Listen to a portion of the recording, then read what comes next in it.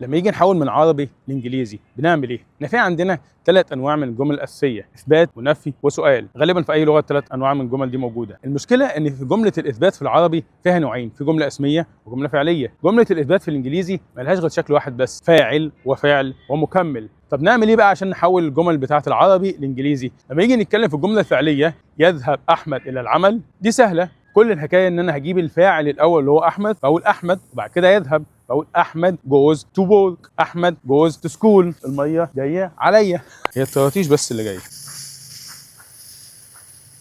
الحمد لله هم ما شغلوش الحته اللي انا واقف فيها. فلما يكون انت عندك في فاعل وفعل بالعربي، هتعرف تخليهم موجودين في الجمله الاثبات بتاعه الانجليزي، فاعل وفعل برضه. هو بس انت هتغير الترتيب، إيه اللي هيجي الاول. في العربي في الجمله الفعليه الفعل اللي بيجي الاول، في الانجليزي الجمله الفعليه او الجمله الاثبات، مفيش بقى جمله فعليه واسميه، الفاعل اللي بيجي الاول. ففي العربي هنقول يذهب احمد، بالانجليزي هنقول احمد يذهب. المشكله بقى هتكون لما يكون عندي الجمله الاسميه اللي هي بتتكون من اسمين، المبتدا وخبر. يعني احمد مهندس، انا مبسوط، هو زعلان. اما اجي هاخدها بقى احولها في انجليزي، ايه اللي هيحصل؟ هبص الاقي ان انا عندي هجيب المبتدا واخليه فاعل، فهقول احمد برضه زي ما هو، وبعد كده مش هلاقي فعل، فهجيب انا بقى فعل من عندي اللي هو فيرب تو بي. خلي بالك بقى من نقطه مهمه جدا دي، ان انا هجيب الفيرب تو بي مناظر لايه؟ مناظر للزمن بتاع الجمله والفاعل بتاع الجمله. فلو قلنا مثلا جمله احمد مهندس، بس خلاص كده جمله كامله، مبتدا وخبر. قلت معلومه، خلي بالك ان الكلام، تعريف الكلام ايه؟ هو المسكوت عنه. يعني ايه المسكوت عنه؟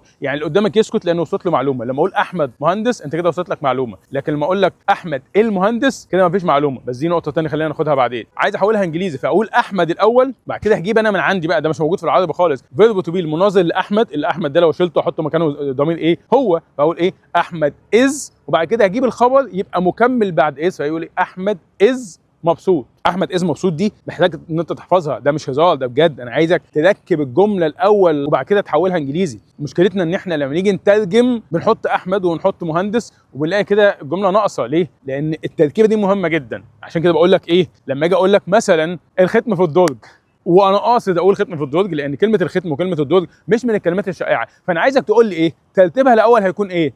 ذا ختم از ان ذا درج. ليه بنقول كده؟ لان انت غالبا لو عرفت كلمه ختم وعرفت كلمه درج هتبص لنفسك بتقول ايه؟ ذا ختم ان ذا درج.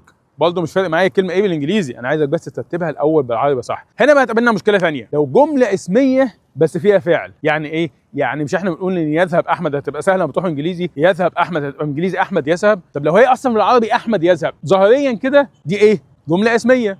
عشان كده الجدول بتاعنا ما بيتكلمش على الجمله الاسميه او الجمله الفعليه، لان احمد يذهب جمله اسميه، الخبر بتاعها بالعربي بنقول عليه ان هو خبر جمله فعليه، صح كده؟ ولا ما فيهاش فعل؟ عشان كده لو تاخدوا بالكم في الفيديوهات ما كناش بنقول هي الجمله بالعربي اسميه ولا فعليه، بنقول فيها فعل ولا ما فيهاش فعل. وتكون جمله في العربي فيها فعل هنستخدم في الانجليزي ايه؟ لو اثبات هنستخدم حاجه هنحط فعل زي ما هو. لو جمله في العربي فيها فعل هنحطه زي ما هو وهنترجمه بالانجليزي في جمله الاثبات في المضارع البسيط. لو الجمله بالعربي ما فيهاش فعل انا هجيب من عندي فعل، لان مفيش جمله في الانجليزي ملهاش فعل، دي قاعده. مفيش جمله في الانجليزي ما فيهاش على الاقل فعل واحد، ممكن يكون 2 و3 كمان، بس ده نعرفه في المراحل المتقدمه في الازمنه اللي انا بسميها ازمنه مركبه مش بسيطه. لو عندكم اي سؤال اسالونا في الكومنت، اعملوا لنا لايك وفولو عشان نتعلم انجليزي 60 ثانيه كل يوم في رمضان. كل سنه وانتم طيبين.